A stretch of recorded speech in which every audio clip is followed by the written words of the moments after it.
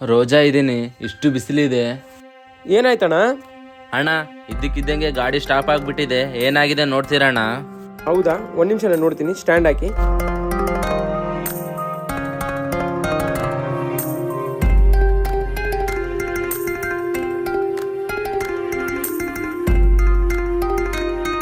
ಅಣ್ಣ, ಇಂಜಿನ್ ಏನೋ ಬೋರಿಗೆ ಬಂದಂಗಿದೆ.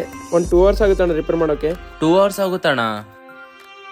ಅಣ್ಣ, ರೋಜಾ ಬಿಡೋ ಟೈಮ್ ಆಗಿದೆ, ನಾನು ರೋಜಾ ಬಿಡಕ್ಕೆ ಹೋಗ್ಬೇಕು.